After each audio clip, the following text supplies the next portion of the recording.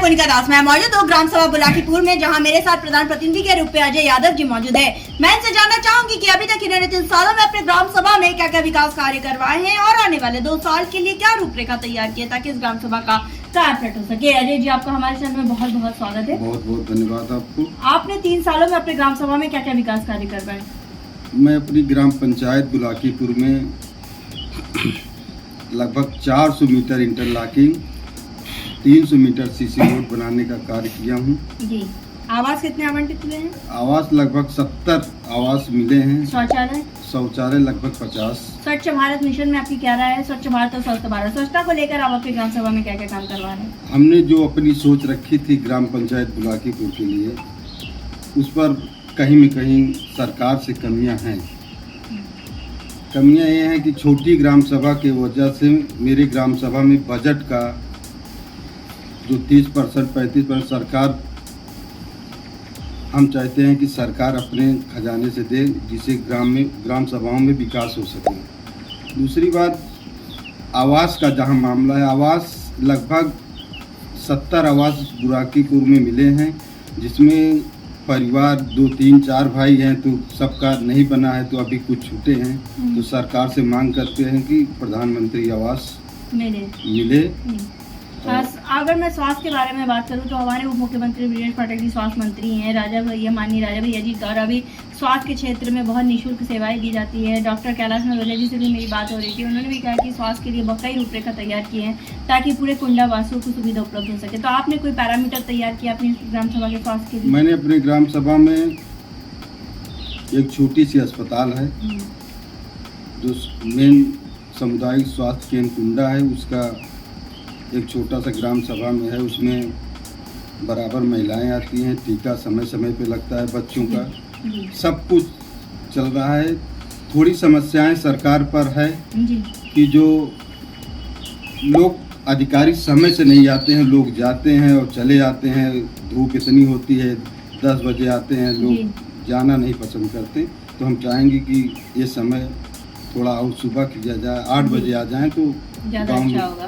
अच्छा, स्वच्छ भारत मिशन में आपकी क्या राय है? क्योंकि आपकी ग्राम सभा में जब सर्वे हुआ तो बहुत जनता से मुखातिब हुए थे, जिनका कहता है कुछ जगह नाली की समस्या है, जल निकासी न होकर नालियों में जल भराव रह रहा है।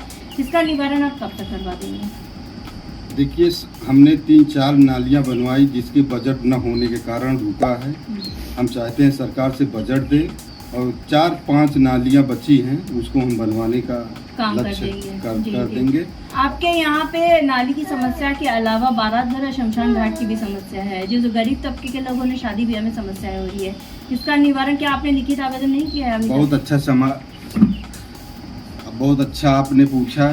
मेरी ग्राम सभा में सरकारी जमीनें न होने के कारण मैं बारात घर नहीं बना सका। हमने बड़े पैमाने पर शिकायत की थी कि आसपास के गांव में जो ज़मीनें हैं, अगर उसमें पैसा मिल जाए तो हम बनाने का कार्य करूंगा, और आगे भी जो विकास के लिए होगा मैं ज़रूर करूंगा। आपके यहाँ पे बारातघर और स्वास्थ्य के लिए तो आप लिखित आवेदन करने वाले हैं, और उसकी प्रतिलिपि हमें भी भेजिएगा, क्योंकि सरकार तक आपकी बात तभी पहुँचेगी जब आप लिखित आवेदन करेंगे। जरूर आपको भेजेंगे जी। और दूसरी बात ये है कि आपके यहाँ जो कोटेदार और लेखपाल है, वो कैसे हैं? आप संतुष्ट है? जनता संतुष्ट है?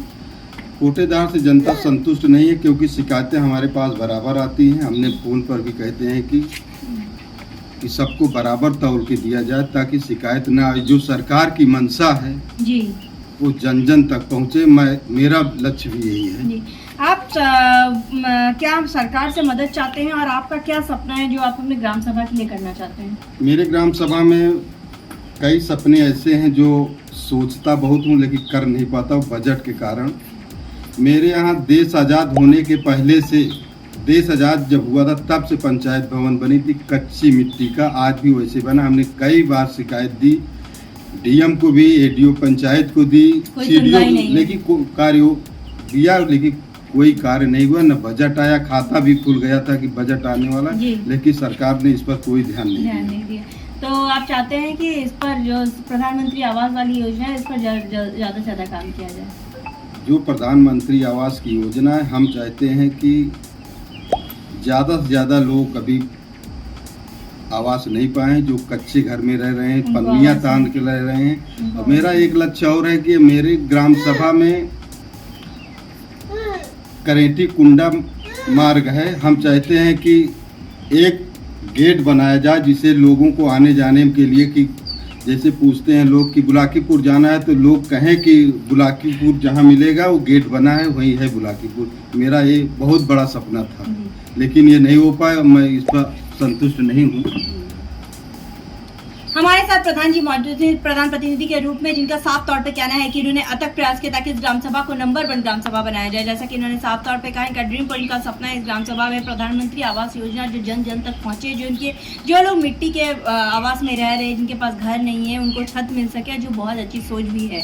हर प्रधान अगर इस तरह की सोच रखे तो उस ग्राम सभा का विकास जरूर होगा। साथ ही साथ ये सोच ये भी रखना चाहते हैं क्योंकि ग्राम सभा का जो निकास गेट है, जो गेट बने, मुख्य गेट, मुख्य द्वार जिसे कहते हैं, वो गेट बन जाए ताकि यहाँ पे आवागमन में लोगों को सुविधा उपलब्ध हो सके।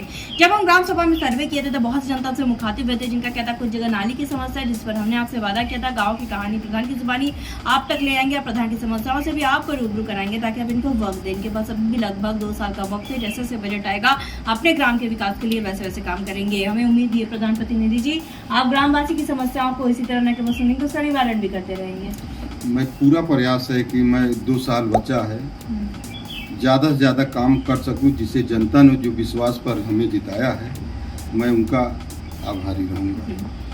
पूरे उत्तर प्रदेश में हमारा सर्वे चल रहा है, पूरे उत्तर प्रदेश की ग्राम प्रधानों की समस्याओं को उजागर किया जा रहा है, सरकार तक पहुंचाया जा रहा है ताकि इनकी मदद मिल सके। जिस ऋण निश्चय के साथ हम ये कदम उठाए हैं जिससे प्रधानों की समस्याओं का हल मिलता दिख रहा है, ऐसे लग रहा है कि पूरे उत्तर प्रदेश में सारी समस्याओं का प्रधानों का हल किया जाएगा। और हमें उम्मीद भी है कि आप भी सारी निर्णय, अब सारी जनता की जो समस्या है हल करेंगे।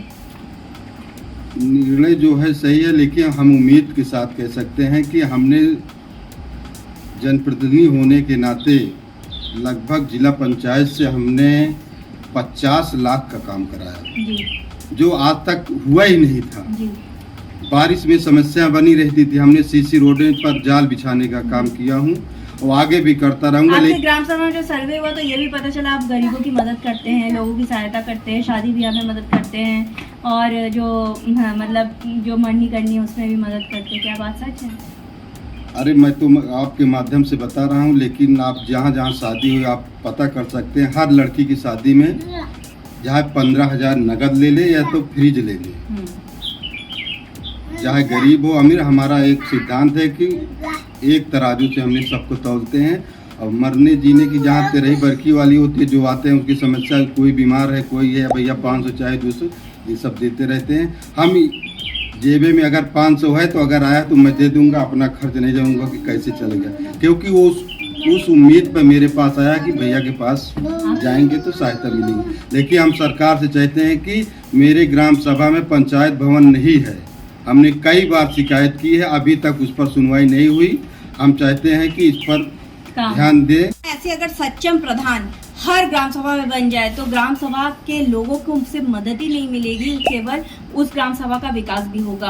कहते हैं कि गरीब प्रधान भी बन सकते हैं, अमीर गरीबी से कोई मतलब नहीं होता, लेकिन एक तरह से मदद होता है, असर पड़ता है। अगर सक्षम प्रधान हमारी ग्राम सभा में बनेंगे तो गरीबों की मदद हो सकेगी, प्रधान उसके द्वारा मदद कर पाएंगे, जनता खुश रहेंगे। और अगर गरीब प्रधान बनेंगे तो वो कहाँ तक मतलब जनता की सेवा कर पाएंगे, ये सोचने वाली बात होगी। अब देखने वाली बात ये होगी कि इस ग्राम सभा को हम एक आदर्श ग्राम सभा के रूप में लखनऊ ले जाते हैं या नहीं। वीडियो जर्नलिस्ट संदीप प्रताप सिंह के साथ मैं कोनिका दास, आई न्यूज़ उत्तर प्रदेश, लखनऊ।